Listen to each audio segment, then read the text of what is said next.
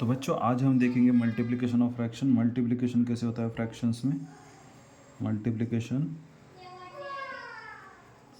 Suppose हमने एक example ले लिया 1/2 इंटू 1/3। Suppose 1/2 into 1/3। सो मल्टीप्लिकेशन में हम क्या करते हैं, जो न्यूमरेटर होता है फर्स्ट फ्रैक्शन का, उसको सेकंड फ्रैक्शन के न्यूमरेटर से हम मल्टीप्लाई कर देंगे। सो कैसे रहेगा 1 इंटू 1 अपॉन जो डिनोमिनेटर रहता है फर्स्ट फ्रैक्शन का, उसको सेकंड फ्रैक्शन के डिनोमिनेटर के साथ मल्टीप्लाई कर देंगे।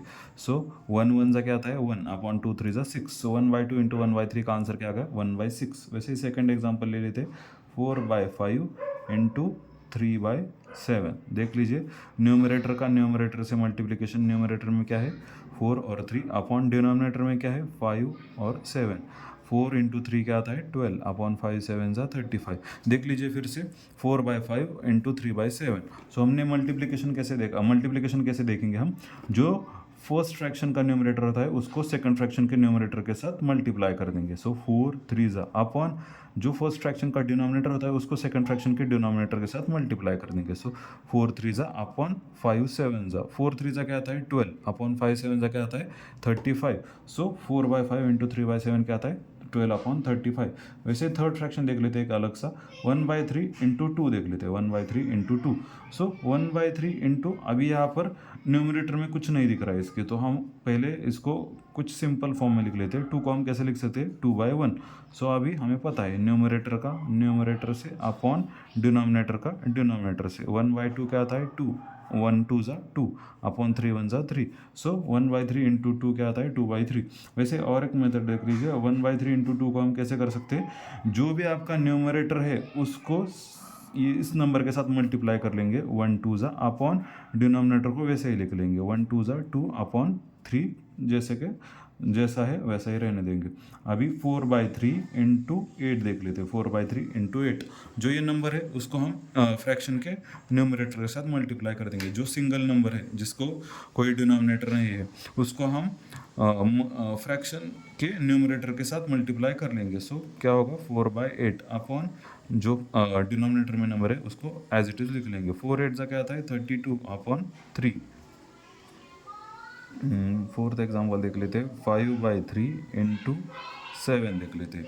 अब ये जो नंबर है होल नंबर, उसको हम क्या कर लेंगे न्यूमरेटर के साथ, फ्रैक्शन के न्यूमरेटर के साथ मल्टीप्लाई कर देंगे 5 7 जा अपॉन जो डिनोमिनेटर है उसको एज इट इज लिख लेंगे 5 7 जा 35 अपॉन 3। सो इसका आंसर क्या आ गया 5/3 इंटू 7 का आंसर क्या आ गया 35/3।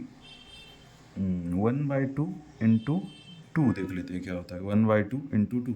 देख लीजिए जो ये होल नंबर है उसको फ्रैक्शन के न्यूमरेटर के साथ मल्टीप्लाई कर देंगे 1 2 जा अपॉन जो डिनोमिनेटर बचा है उसको डिनोमिनेटर में लिख लेंगे।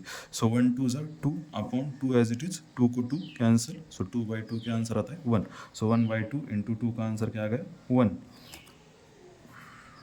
1/10 इंटू 3/5 देख लेते हैं 1/10 इंटू 3/5। देख लीजिए न्यूमरेटर का न्यूमरेटर से मतलब 1 का 3 से अपॉन डिनोमिनेटर का डिनोमिनेटर से। डिनोमिनेटर में यहाँ क्या है 10, यहाँ पर क्या है 5। सो 10 5 जा 1 3 जा क्या आता है 3 अपॉन 10 5 जा 50। सो 1/10 इंटू 3/5 का आंसर क्या आता है 3/50।